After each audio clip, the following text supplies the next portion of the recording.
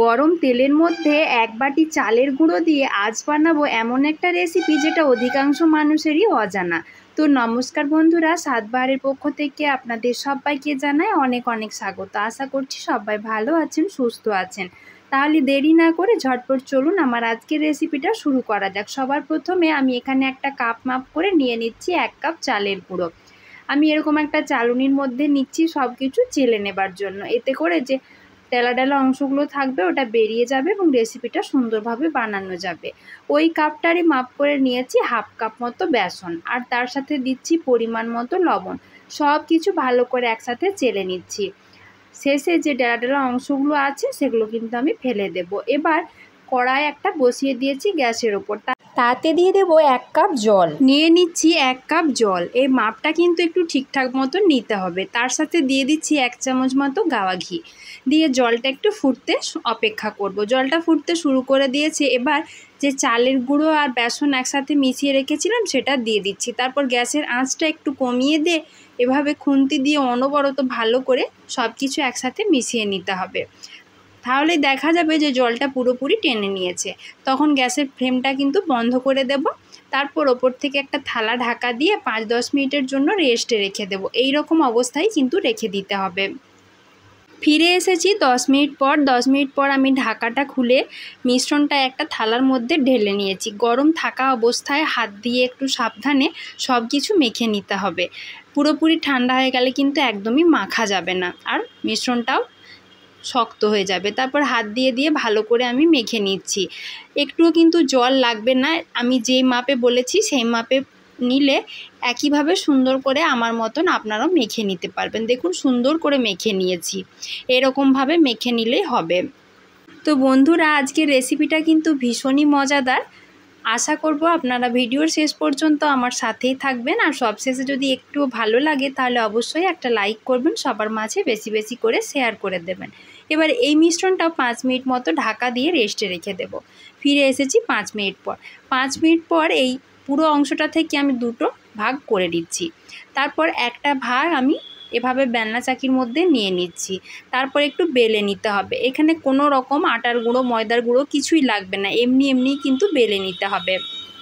এইভাবে করে আমি একটু প্রথমে হাত দিয়ে চাপ দিয়ে দিচ্ছি, তারপর বেলে নেব। বেলার সময় কিন্তু এই সাইডগুলো এরকম ফেটে ফেটে যাবে, এতে করে কোনো চিন্তার কারণ নেই, সুন্দরভাবেই মাখা হয়েছে। সাইডগুলো আমি একটু কেটে কেটে বাদ দিয়ে দেব। আবার যখন পরে মাখবো বা বেলবো তখন সেই অংশগুলো তার সাথে নিয়ে নেব, ফেলে দেওয়ার কোনোই কারণ নেই। দেখুন আমি এভাবে সাইডের অংশগুলো একটু বাদ দিয়ে দিচ্ছি। তারপর ছোট ছোট সরু সরু আকারে কেটে নিতে হবে। আমি প্রথমে সাইডের অংশগুলো ফেলে দিলাম।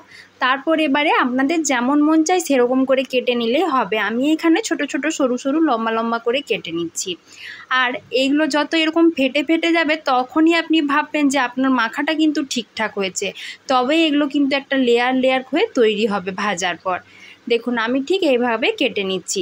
যেহেতু এগুলো ভীষণ লম্বা লম্বা হচ্ছে তাই মাঝ বরাবর আমি আরেকটা করে খাদি করে নেব। একই রকম করে প্রথমে আমি সবগুলোই কেটে নেব। আপনারা আশা করি দেখে বুঝতে পারছেন, একটু মোটা করে বেলে নিয়েছি, তারপর এরকম টুকরো টুকরো করে কেটে নিয়েছি। একইভাবে আমি পরের যে অংশটা আছে সেটাও বেলে নেওয়ার পর কেটে নিচ্ছি। সবগুলো তৈরি করে নিয়েছি। এবার ভেজে নেবার পালা। তার জন্য একটা গ্যাসের ওপর কড়াই বসিয়ে দিয়েছি, তাতে দিয়ে দেব পরিমাণ মতো সাদা তেল। এটা কিন্তু সাদা তেল দিয়ে ভাজলেই তবেই খেতে বেশি ভালো লাগবে। এবার তেলটা মিডিয়াম আঁচে একটু গরম করে নেব। খুব বেশি গরম করবার দরকার নেই, মাঝামাঝি গরম থাকা অবস্থায় এগুলো দিয়ে দেব। তারপর গ্যাসের আঁচটা এরকম মাঝারি রেখে একটু সময় নিয়ে এগুলো ভেজে নিতে হবে। ভাজতে ভাজতে আপনারা বুঝতে পারবেন এগুলো কতটা শক্ত মতন ক্রিস্পি মতনভাবে তৈরি হয়েছে। খুন্তি দিয়ে যখনই আপনারা এভাবে নাড়াবেন তখনই কিন্তু নিজেরাই বুঝতে পারবেন। এভাবে একটু মাঝে মাঝে নাড়াচাড়া করে দিচ্ছি যাতে দুটো পাশই সুন্দরভাবে ভাজা হয়ে যায়। এগুলো কিন্তু খুব বেশি লাল লাল করে ভাজা হবে না, যেহেতু এগুলো চালের গুঁড়ো দেওয়া আছে, এগুলো একটু এরকম সাদা সাদা মতনই হবে। দেখুন আপনাদের সাথে কথা বলতে বলতে আমার একটা দফার ভাজা কিন্তু কমপ্লিট। আমি এভাবে ছান্তার সাহায্যে তেলটা ঝরিয়ে নিয়ে তুলে নিচ্ছি। দেখুন তো এগুলো দেখতে কতটা সুন্দর লাগছে, এগুলো খেতে কিন্তু দারুণ হয়। হালকা ফুলকা স্ন্যাক্স হিসেবে চায়ের সাথে আপনারা খেতে পারেন, বা এগুলো বানিয়ে আপনারা বেশ কিছুদিন পর্যন্ত স্টোর করেও কিন্তু রেখে দিতে পারেন। যখন মন চায় অল্প অল্প করে বার করেও খেতে পারেন, খেতে কিন্তু দারুণ হয়। একদম মুখরোচক মুচমুচেভাবে এগুলো তৈরি হয়। যেহেতু আমি বেশ অনেকগুলোই বানিয়েছিলাম, তাই এক দফাতে আমার সবগুলো ভাজা হয়নি। দ্বিতীয় ব্যাচে আমি বাকিগুলো একই রকম করে ভেজে তুলে নিচ্ছি। এগুলো কতটা মুচমুচে হয়েছিল তা আপনারা শব্দটা শুনে আশা করি বুঝতে পারছেন।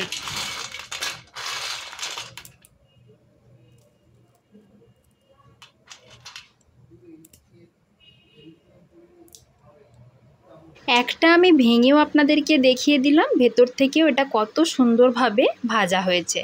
শব্দটা শুনে বুঝতে পারছেন তো কতটা সুন্দরভাবে এগুলো মুচমুচে হয়েছে। এবার এর স্বাদটা আর একটু বাড়িয়ে দেবার জন্য আমি এখানে একটা প্লেটের মধ্যে নিয়েছি সামান্য একটু বিট লবণ, অল্প একটু লাল লঙ্কার গুঁড়ো, আর নিয়েছি হাফ চামচ মতো চাট মশলা। এবার সব কিছু ভালো করে একটু মিশিয়ে দিচ্ছি চামচ দিয়ে। তারপর ওপর থেকে একটু মশলাটা ছড়িয়ে দেব, এতে করে একটা চটপটা ফ্লেভার আসবে, খেতে কিন্তু আরও বেশি সুন্দর লাগবে।